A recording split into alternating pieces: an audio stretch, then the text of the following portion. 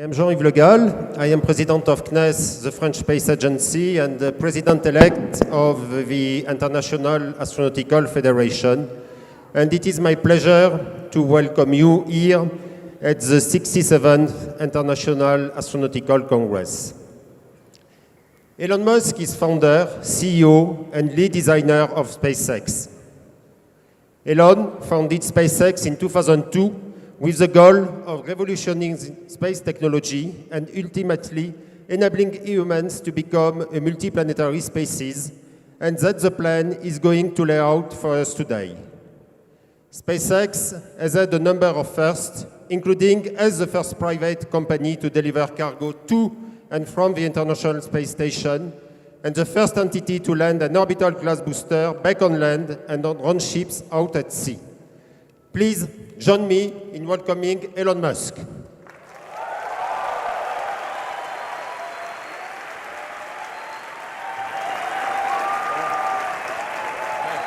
you. Thanks for having me.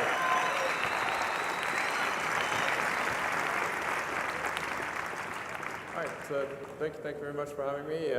Look forward to talking about the SpaceX Mars architecture, and what I really want to try to achieve here is to make Mars seem possible, make it seem as though it's something that we can do in our lifetimes, and that you can go. And is there really a way that anyone could go if they wanted to? I think that's really the important thing. So, I mean, first of all, why go anywhere, right? I think there are really two fundamental paths. History is going to bifurcate along two directions. One path is we stay on Earth forever, and then there will be some eventual extinction event. I don't have an immediate doomsday prophecy, but it's eventually, history suggests there will be some doomsday event. The alternative is to become a spacefaring civilization and a multi-planet species, which I hope you would agree that is the right way to go. Yes?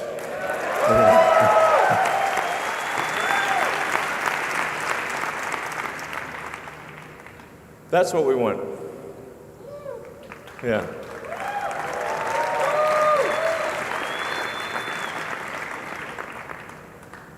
So how do we figure out how to take you to Mars and create a self-sustaining city, a city that is not merely an outpost, but could become a planet in its own right, and thus we could become a truly multi-planet species. Sometimes people wonder, well, what about other places in the solar system? Why Mars? Just to sort of put things into perspective, this is an actual scale of what the solar system looks like. So we're currently in the third little rock from the left. That's Earth. Yeah, exactly. And our goal is to go to the fourth rock on the left. That's Mars. But you can get a sense for the real scale of the solar system, how big the Sun is, and Jupiter, Neptune, Saturn, Uranus, and then the little guys on the right are Pluto and friends. This sort of helps see it not quite to scale, but it gives you a better sense for where things are. So our options for becoming a multi-planet species within our solar system are limited.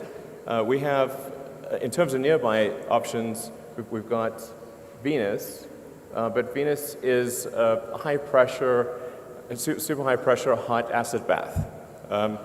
So that would be a tricky one. Venus is not at all like the goddess. This is not in no way similar to the actual goddess. So it's really difficult to make things work on Venus. Mercury is also way too close to the Sun. We could go potentially on one of the moons of Jupiter or Saturn, but those are quite far out, much further from the Sun, a lot harder to get to. It really leaves us with one option if we want to become a multi-planet civilization, and that's Mars. We could conceivably go to our moon, and I certainly have nothing against going to the moon, but I think it's challenging to create a become multiplanetary on the moon because it's much smaller than a planet. It doesn't have any atmosphere. It's not as resource-rich as Mars. It's got a 28-day day, whereas the Mars day is 24.5 hours. And in general, Mars is far better suited to ultimately scale up to be a self-sustaining civilization. So just to give some comparison between the two planets, that they're remarkably close in a lot of ways. In fact, we now believe that early Mars was a lot like Earth. And in fact, if we could warm Mars up, we would once again have a thick atmosphere and liquid oceans. So, but where things are right now, Mars is about half again as far from the sun as Earth. So still decent sunlight. It's a little cold, but we can warm it up. It has a very helpful atmosphere, which, in the case of Mars being primarily CO2 with some nitrogen and argon and a few other trace elements, means that we can grow plants on Mars just by compressing the atmosphere. And it has nitrogen too, which is also very important for growing plants. It would be quite fun to be on Mars because you'd have gravity, which is about 37% that of Earth. So you'd be able to lift heavy things and bound around and have a lot of fun. And the day is remarkably close to that of Earth. And so we just need to change that bottom row. Because currently we have 7 billion people on Earth and 0 on Mars. So there's been a lot of great work by NASA and other organizations in early exploration of Mars and understanding what Mars is like, where could we land, what's the composition of the atmosphere, where is there water, or ice, I should say, and so we need to go from these early exploration missions to actually building a city. The issue that we have today is that if you look at a Venn diagram, there's no intersection of sets of people who want to go and can afford to go. In fact, right now you cannot go to Mars for infinite money. Using traditional methods, if taking sort of an Apollo-style approach, an optimistic cost number would be about $10 billion a person. So for example, the Apollo program, the cost estimates are somewhere between $100 to $200 billion in current year dollars. And we sent 12 people to the surface of the moon, which was an incredible thing, and I think probably one of the greatest achievements of humanity. But that is a steep price to pay for a ticket. That's why these circles only just barely touch. So you can't create a self-sustaining civilization if the ticket price is $10 billion a person. What we need is to move those circles together. And if we can get the cost of moving to Mars to be roughly equivalent to a median house price in the US, which is around $200,000, then I think the probability of establishing a self-sustaining civilization is very high. I think it would almost certainly occur. Not everyone would want to go. In fact, I think a relatively small number of people from Earth would want to go, but enough would want to go and who could afford the trip that it would happen. And people can get sponsorship, and I think it gets to the point where almost anyone, if they saved up and this was their goal, they could ultimately save up enough money to buy a ticket and move to Mars. And Mars would have a labor shortage for a long time, so jobs would not be in short supply. So it is a bit tricky because we have to figure out how to improve the cost of trips to Mars by 5 million%. So this is not easy. And I mean, it sounds like virtually impossible, but I think there are ways to do it. This translates to an improvement of approximately 4.5 orders of magnitude. These are the key elements that are needed in order to achieve the 4.5 order of magnitude improvement. Most of the improvement would come from full reusability, somewhere between 2 and 2.5 orders of magnitude. And then the other 2 orders of magnitude would come from refilling in orbit, propellant production on Mars, and choosing the right propellant. So I'm going to go into detail on all those. Full reusability is really the super hard one. It's very difficult to achieve reusability for even an orbital system, and that challenge becomes even substantially greater for a system that has to go to another planet. But as an example of the difference between reusability and expandability in aircraft, and this you could actually use any form of transport. You could say a car, bicycle, horse. If they were single use, almost no one would use them. It would be too expensive. But with frequent flights, you can take something like that, an aircraft that costs $90 million, and if it was single use, you'd have to pay $500,000 per flight. But you can actually buy a ticket on Southwest right now from LA to Vegas for $43, including taxes. So that's a massive improvement. Right there, it's showing a 4 order of magnitude improvement. Now this is harder. The reusability doesn't apply quite as much to Mars because the number of times that you can reuse the spaceship the spaceship part of the system is left less often because the Earth-Mars rendezvous only occurs every 26 months. So you get to use the spaceship part roughly every 2 years. Now you get to use the booster and the tanker as frequently as you'd like. And so that's why it really makes a lot of sense to load the spaceship into orbit with essentially tanks dry and have it have really quite big tanks that you then use the booster and tanker to refill while it's in orbit and maximize the payload of the spaceship so that when it goes to Mars, you really have a very large payload capability.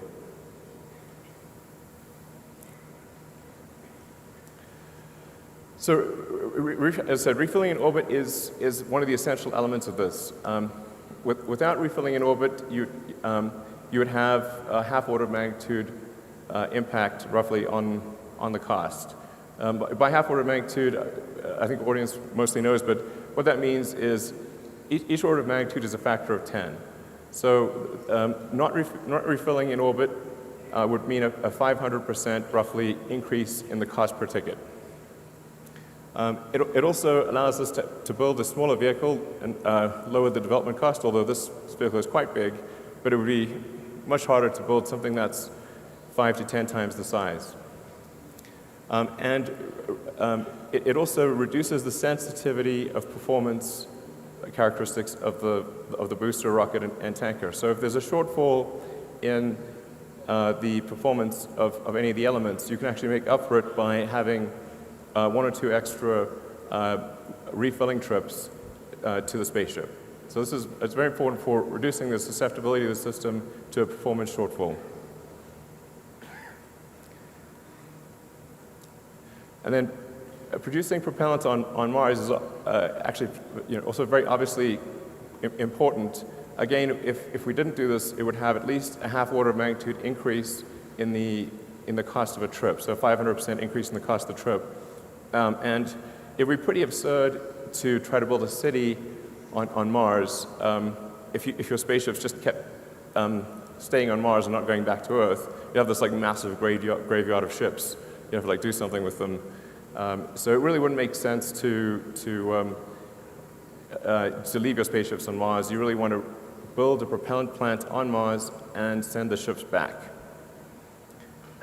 So, and Mars happens to work out well for that because it has a CO2 atmosphere, it's got water ice in the soil, and with H2O and CO2 you can produce CH4, methane, and oxygen O2. So picking the right propellant is also important. Think of this as maybe there's 3 main choices, and they have their merits, but kerosene or rocket propellant grade kerosene, which is also what jets use.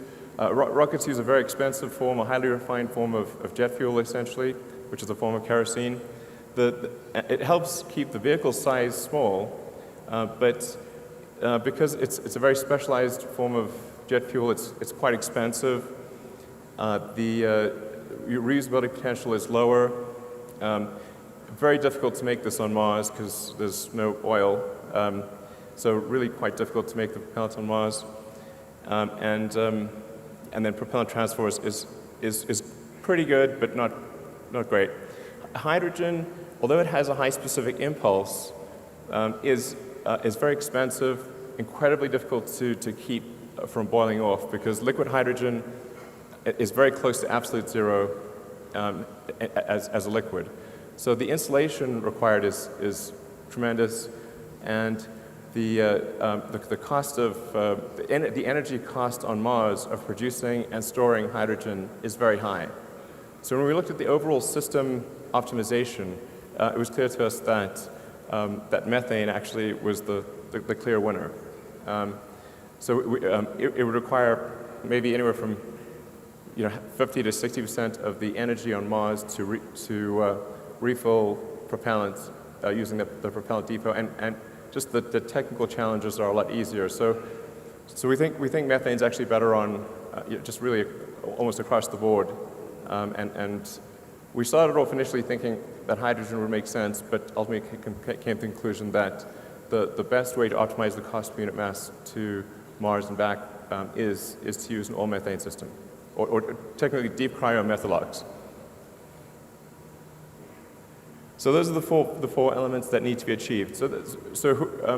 Whatever architecture, whatever system is designed, whether by SpaceX or anyone, we think these are the four features that need to be addressed in order for the system to really achieve a low cost per ton to the surface of Mars.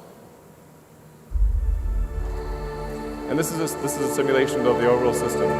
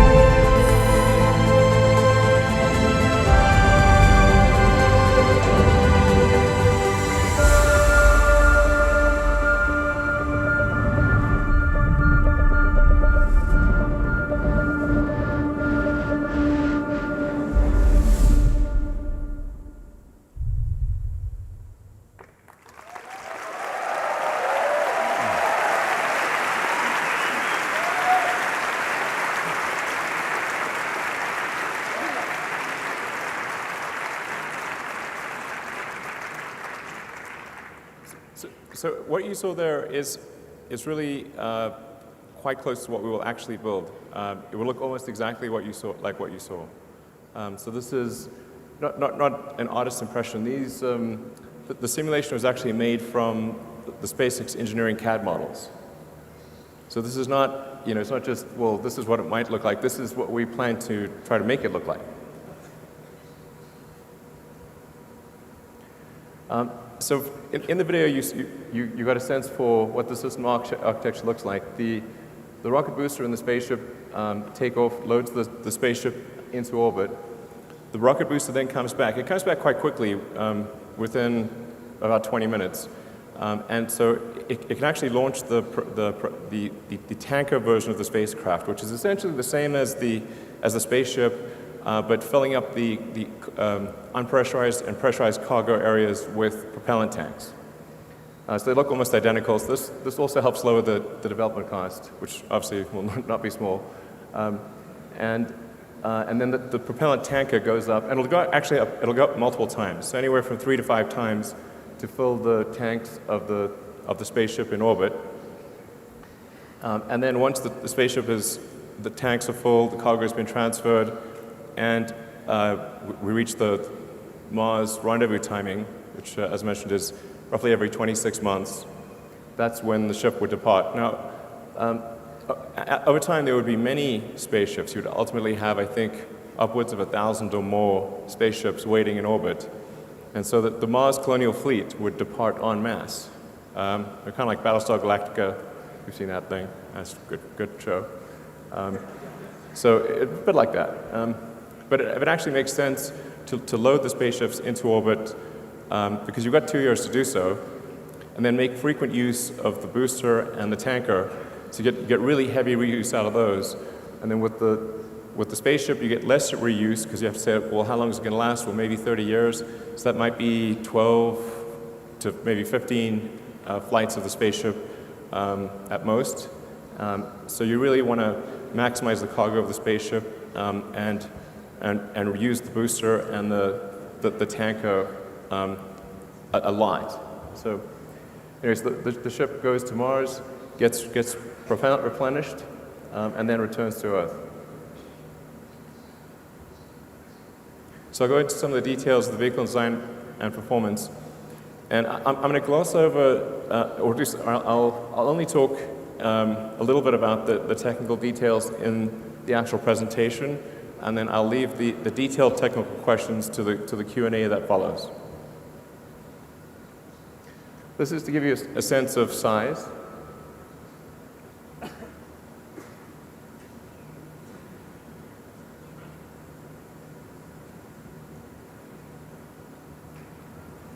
It's quite big. And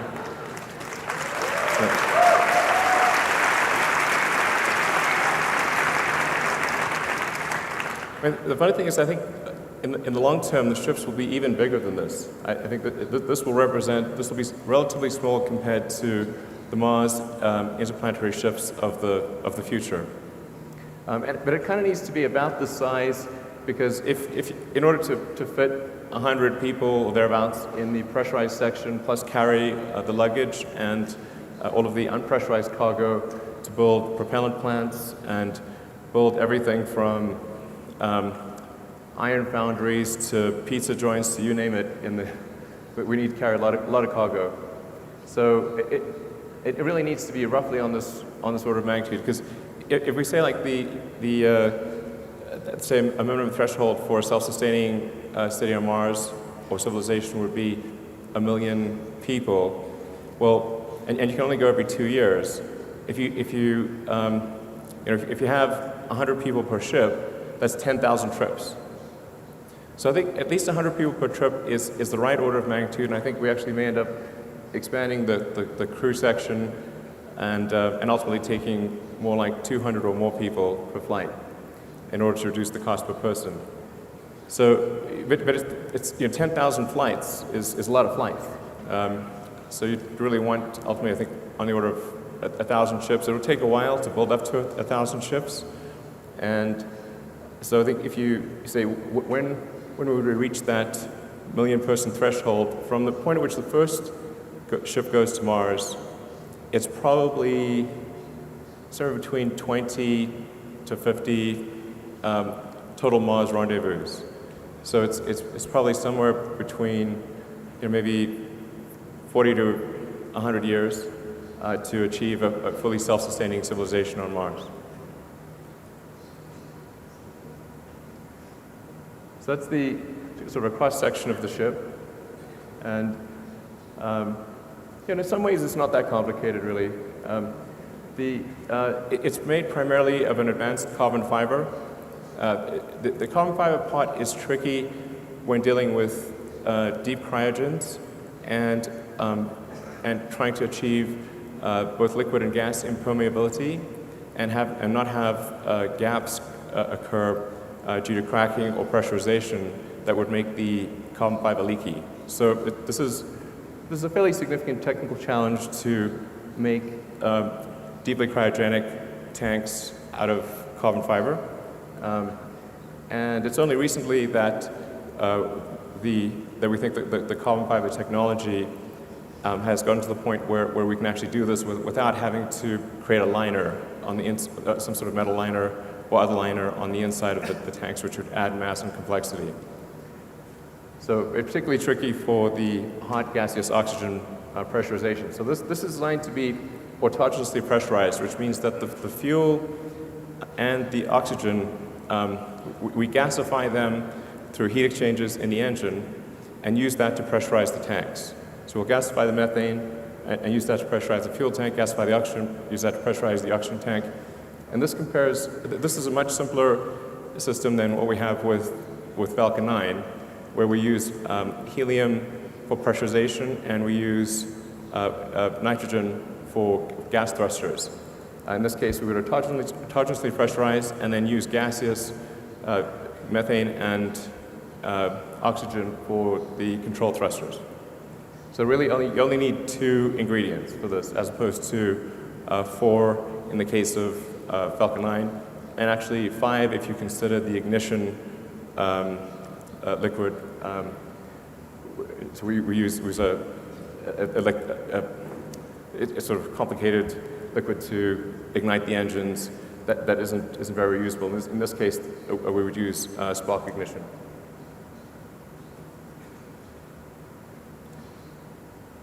So this gives you a sense of vehicles by performance, sort of current and historic. I don't know if you can actually read that, but in expandable mode, the vehicle approach that we're proposing would do about 550 tons and about 300 tons in reusable mode.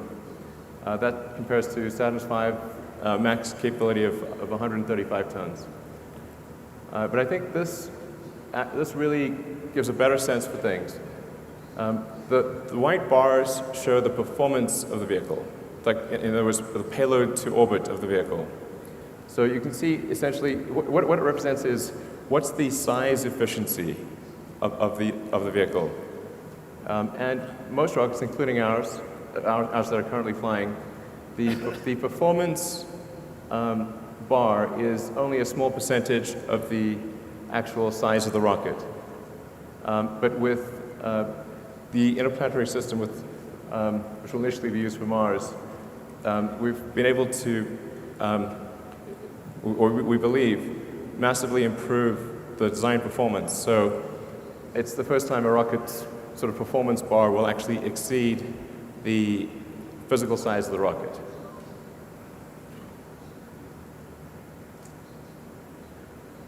This gives you a more direct sort of comparison.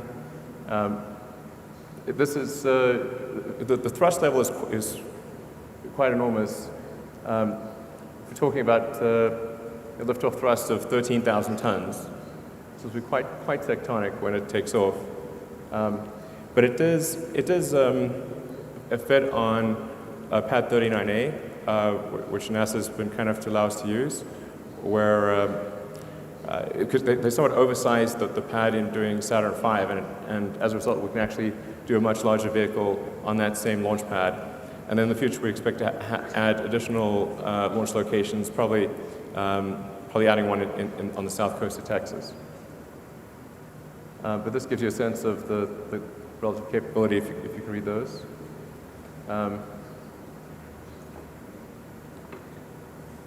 But yeah, these vehicles have very different purposes. This is really intended to carry huge numbers of people, ultimately millions of tons of cargo to Mars. So you really need something quite large in order to do that.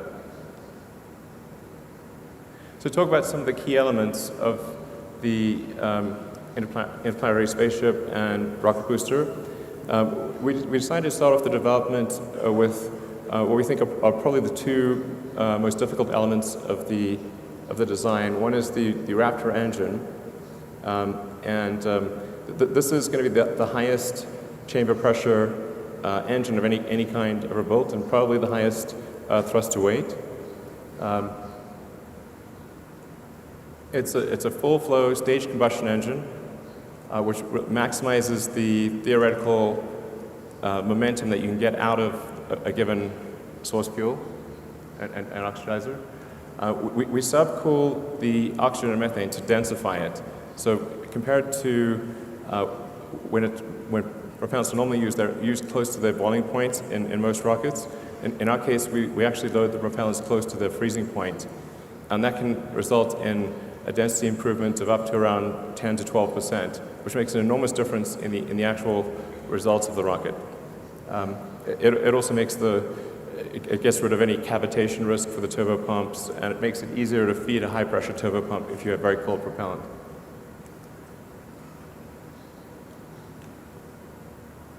Really, one of the keys here, though, is the vacuum version of Raptor having a 382-second ISP. This is really quite critical to the whole Mars mission. And we're confident we can get to that number, or at least within a few seconds of that number, ultimately maybe exceeding it slightly.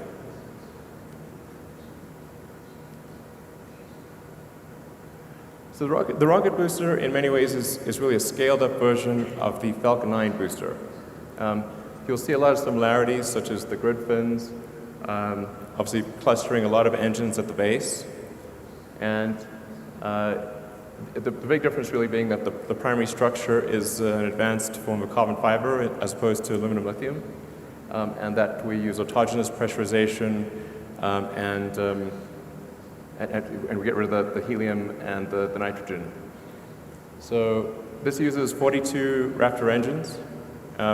It's a lot of engines, but we use 9 on a Falcon 9, and with Falcon Heavy, which should launch early next year, there's 27 engines on the base. So we've got pretty good experience with having a large number of engines. It also gives us redundancy, so that if some of the engines fail, you can still continue the mission and be fine. But the main job of the booster is to accelerate the spaceship to around 8,500 kilometers an hour. For those that are less familiar with orbital dynamics, really it's all about velocity and not about height. So really that's the job of the booster. The booster is like the javelin thrower. Sort of, it's got to toss that javelin, which is the spaceship. In the case of other planets, though, which have a gravity well which is not as deep, so Mars, the moons of Jupiter, conceivably one day maybe even Venus. Well, Venus will be a little trickier, but for most of the solar system, you only need the spaceship. So you don't need the booster if you have a lower gravity well. So no booster is needed on the moon or Mars or any of the moons of Jupiter or Pluto. You just need the spaceship. The booster is just there for heavy gravity wells. And then we've also been able to optimize the propellant needed for boost back and landing to get it down to about 7% of the liftoff propellant load. We think with some optimization, maybe we can get it down to about 6%. And we've also are now getting quite comfortable with the accuracy of the landing. If you've been watching the Falcon 9 landings, you'll see that they're getting increasingly closer to the bullseye. And we think, particularly with the addition of some thrusters, some maneuvering thrusters, we can actually put the booster right back on the launch stand. And then those fins at the base are essentially centering features to take out any minor position mismatch at the launch site.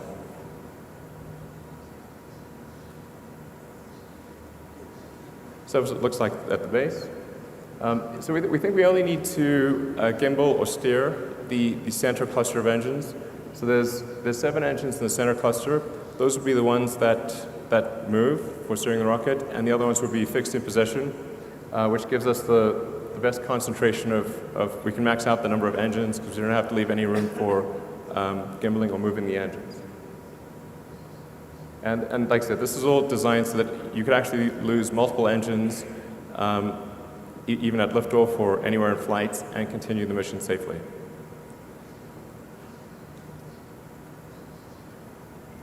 So for the spaceship itself, in the top we have the pressurized compartment. I'll show you a fly-through of that in a moment.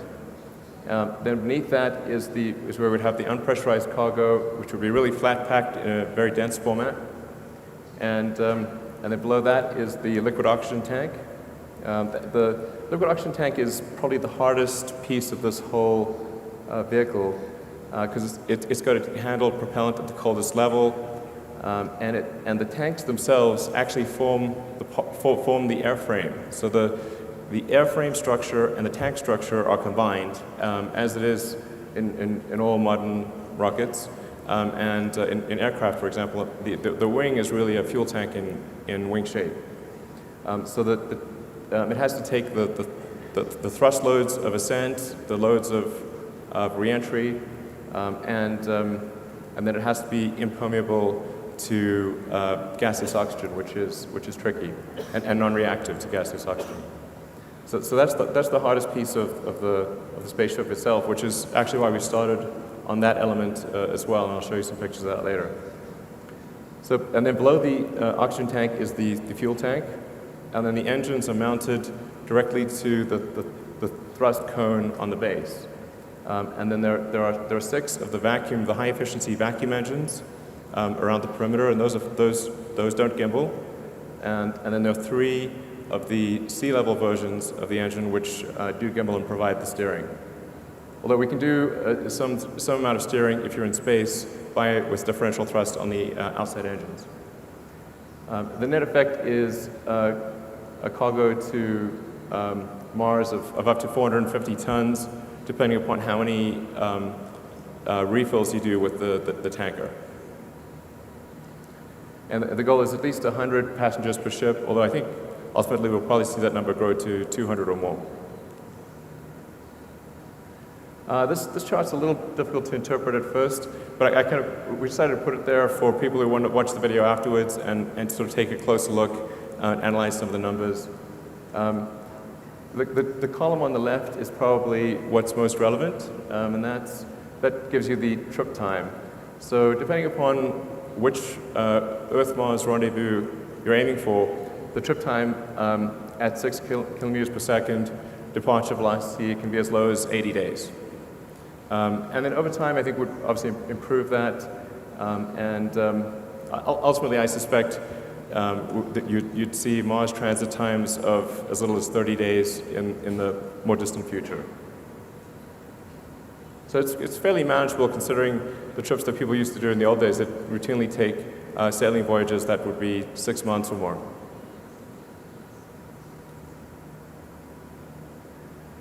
So on arrival, the heat shield technology is extremely important. We've been refining the heat shield technology using our Dragon spacecraft, and we're now on version 3 of Pika, which is phenolic impregnated carbon ablator, and it's getting more and more robust with each new version, with less ablation, more resistance, less need for refurbishment. The heat shield is basically a giant brake pad. So it's like how good can you make that brake pad against extreme reentry conditions and minimize the cost of refurbishment and make it so that you could have many flights with no refurbishment at all.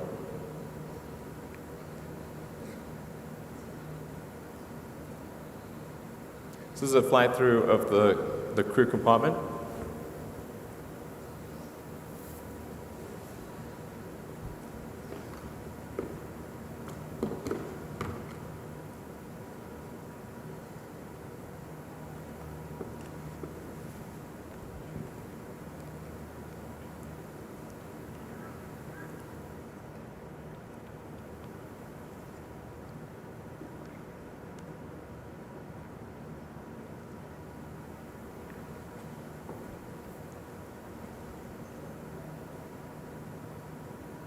want to give you a sense of what it would feel like to actually be in the spaceship.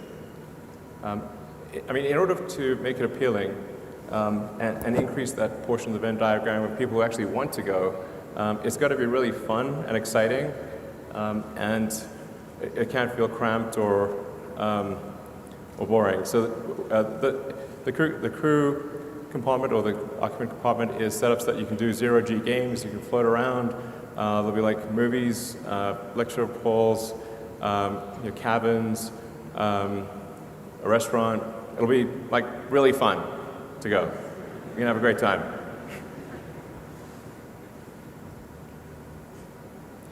So we've got the propellant plant on Mars. Again, this is one of those slides that I won't go into in detail here, but people can think about offline. The key point being that the ingredients are there on Mars to create a propellant plant with relative ease. Because the atmosphere is primarily CO2, and there's water ice almost everywhere, you've got the CO2 plus H2O to make methane CH4 and oxygen O2 using the Sabatier reaction. The trickiest thing really is the energy source, which we think we can do with a large field of solar panels. So then to give you a sense of the cost, really the key is making this affordable to almost anyone who wants to go. And we think based on this architecture, assuming optimization over time, like the very first flights would be fairly expensive, but the architecture allows for a cost per ticket of less than $200,000. Maybe as little as $100,000 over time, depending upon how much mass a person takes. So we're right now estimating about $140,000 per ton to the surface of Mars. So if a person plus the luggage is less than that, taking into account food consumption and life support, then we think that the cost of moving to Mars ultimately could drop below $100,000.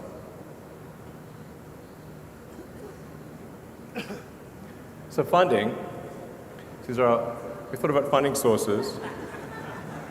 And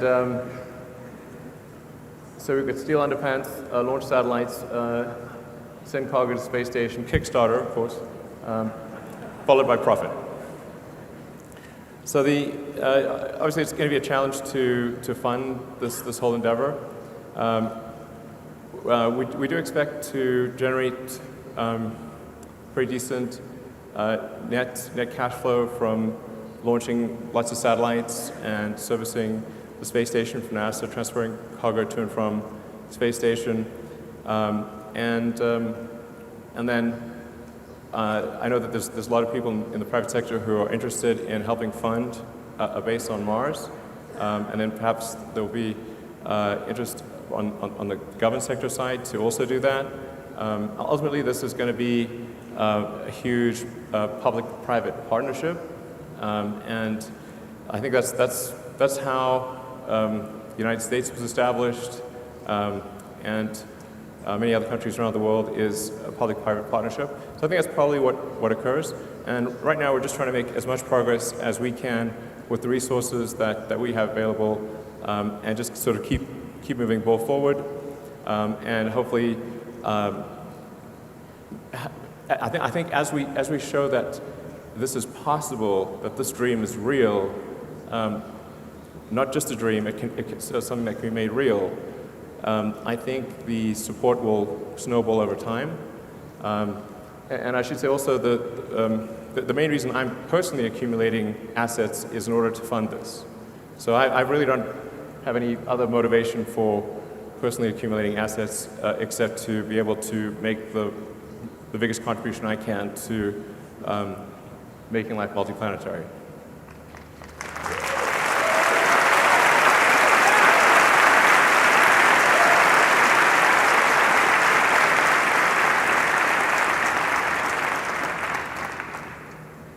Timelines. I'm not the best at this sort of thing, but just to show you where we started off, in 2002, SpaceX basically consisted of carpet and a mariachi band. That was it. That's all of SpaceX in 2002. As you can see, I'm a dancing machine.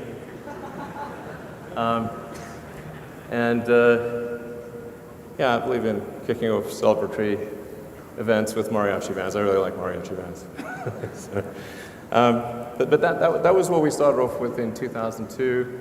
And really, I mean, I thought we had maybe a 10% chance of doing anything, of even getting a rocket to orbit, let alone getting beyond that and taking Mars seriously. But I came to the conclusion that if there wasn't some new entrant into the space arena with a strong ideological motivation, then it didn't seem like we were on a trajectory to ever be a spacefaring civilization and be out there among the stars. Because in '69 we were able to go to the moon, and the space shuttle could get to low Earth orbit, and then obviously the space shuttle got retired, but that trend line is down to zero. So I think what a lot of people don't appreciate is that technology does not automatically improve. It only improves if a lot of really strong engineering talent is applied to the problem that it improves. And there are many examples in history where civilizations have reached a certain technology level and then have fallen well below that, and then recovered only millennia later. So we go from 2002, where we basically were clueless, and developed with Falcon 1 the smallest useful orbital rocket that we could think of, which would deliver half a ton to orbit. And then 4 years later, we developed and built the first vehicle. So we developed the main engine, the upper stage engine, the airframes, the fairing, and the launch system, and had our first attempt at launch in 2006, which failed. So that lasted about 60 seconds, unfortunately. But 2006, 4 years after starting, is also when we actually got our first NASA contract. And I just want to say I'm incredibly grateful to NASA for supporting SpaceX, despite the fact that our rocket crashed. It was awesome. I'm NASA's biggest fan. So thank you very much to the people that had the faith to do that. Thank you.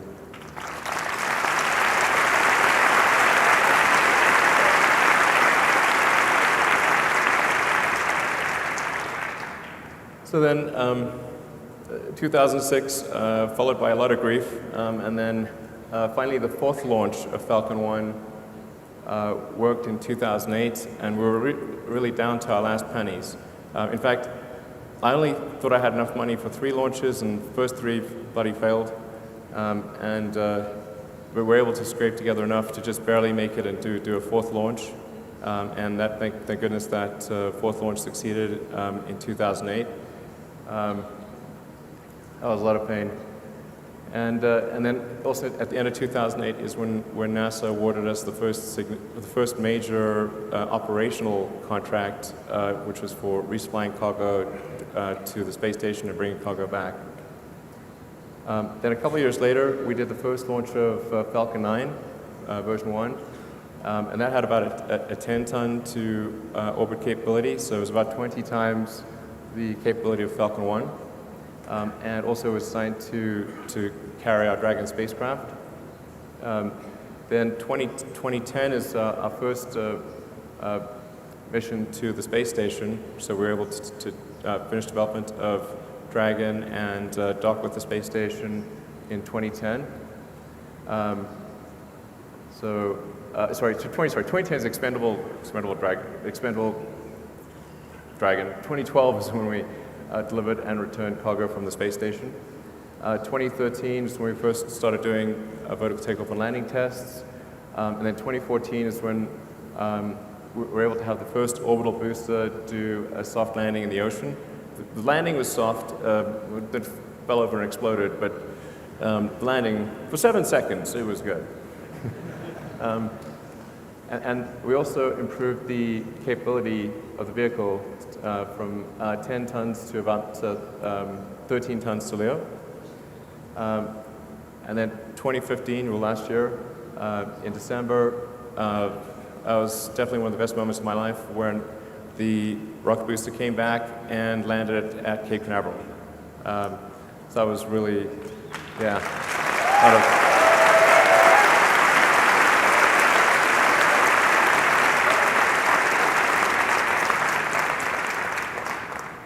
So I think that really showed that we could bring an orbit-class booster back from a very high velocity all the way to the launch site and land it safely and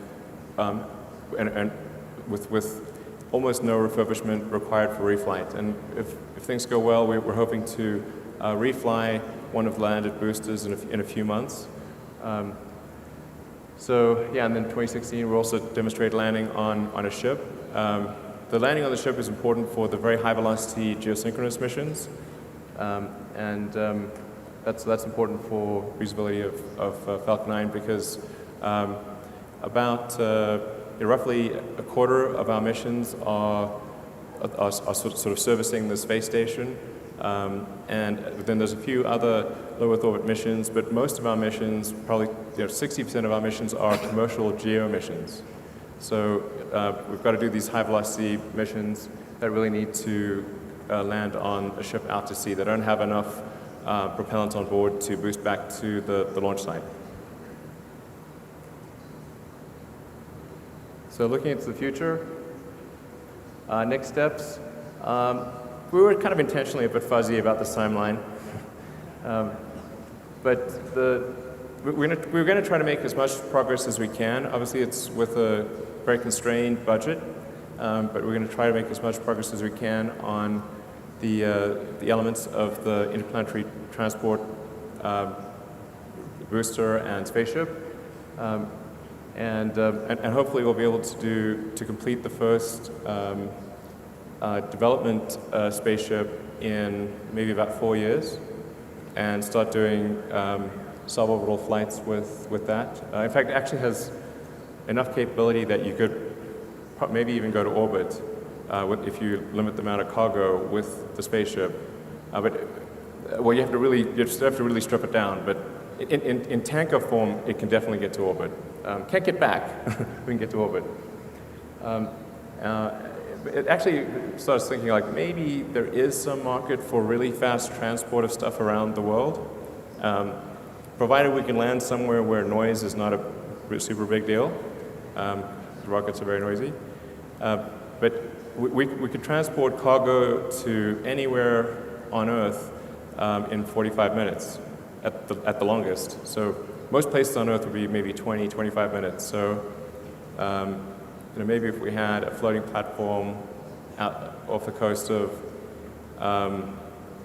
say off the coast of New York, say 20, 30 miles out, you could go from, New York to Tokyo in, 25 minutes. Cross the Atlantic in 10 minutes. Really, most of your time would be getting to the ship. And then it'd be real quick after that. So there's some intriguing possibilities there, although we're not counting on that. And then development of the booster. We actually think the booster part is relatively straightforward because it amounts to a scaling up of the Falcon 9 booster. So we don't see a lot of sort of showstoppers there. But then trying to put it all together and make this actually work for Mars. If things go super well, it might be kind of in the 10-year time frame. But I don't want to say that's when it will occur. It's like there's a huge amount of risk. It's going to cost a lot. Good chance we don't succeed, but we're going to do our best and try to make as much progress as possible. And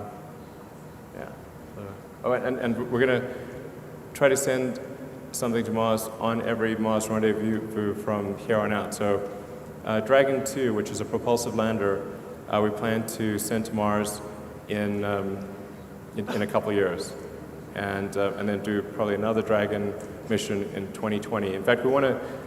establish a steady cadence, that there's always a flight leaving, like it's a train leaving the station. With every Mars rendezvous, we will be sending a Dragon, at least a Dragon to Mars, and ultimately the big spaceship. So if there are people that are interested in putting payloads on Dragon, you can count on a ship that's going to transport something on the order of at least 2 or 3 tons of useful payload to the surface of Mars.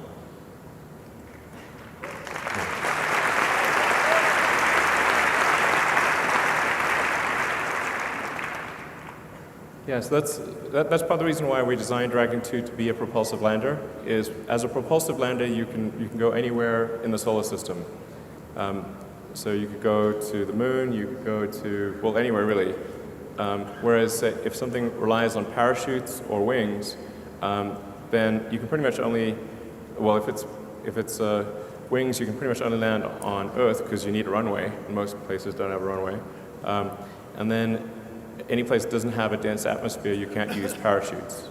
So, but propulsive works anywhere. So Dragon should be capable of landing on any solid or liquid surface in the solar system.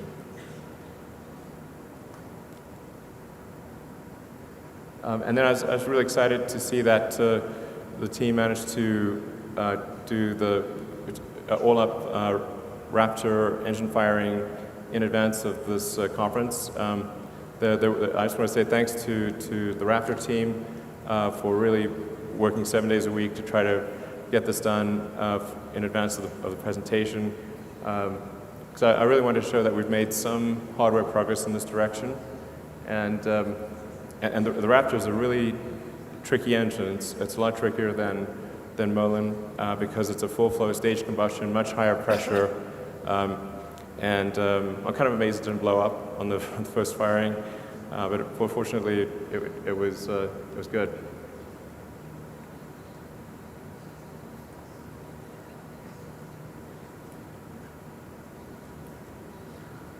It's kind of interesting to see the Mach diamonds forming. Yeah.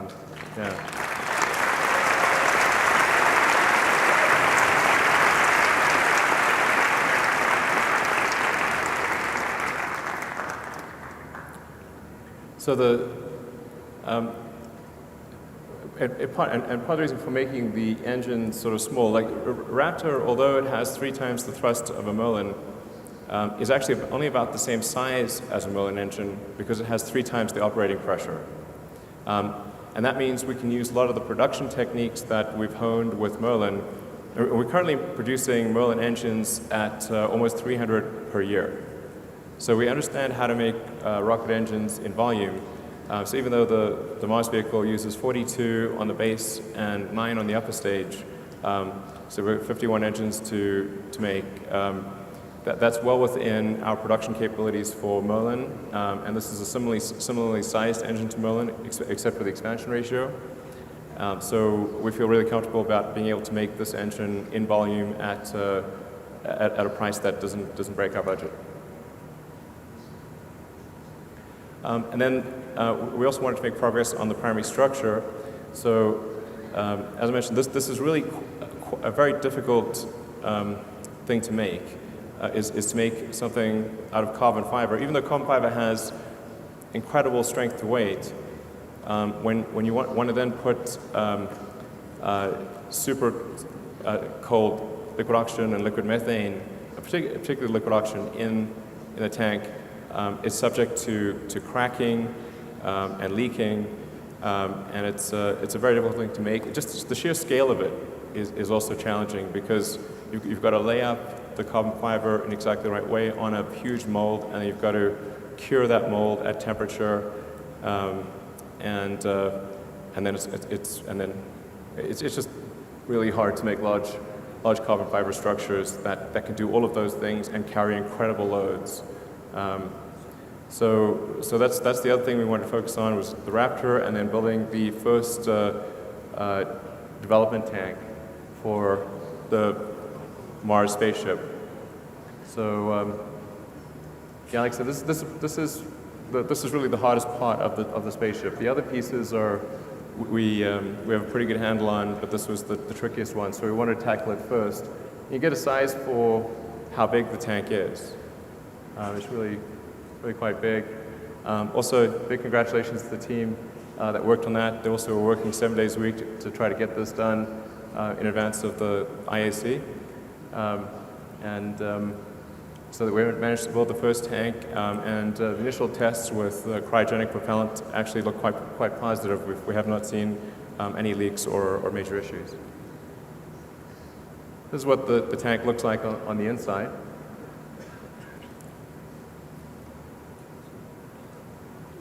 So you can get a real sense for just how big this tank is.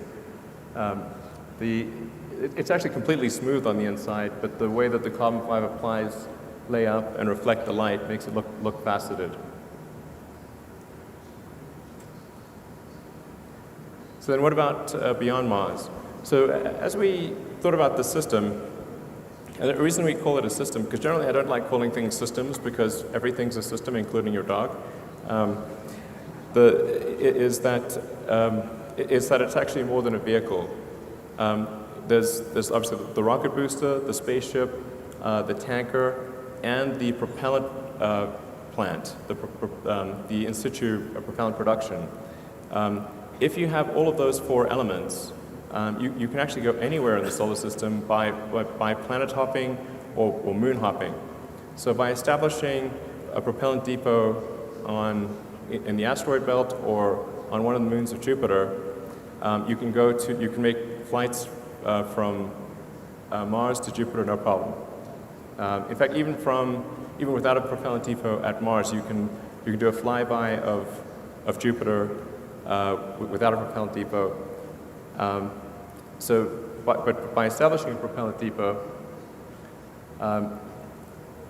let's say Enceladus or Europa or any of there's a few options, and then doing another one on Titan, Saturn's moon, and then perhaps another one further out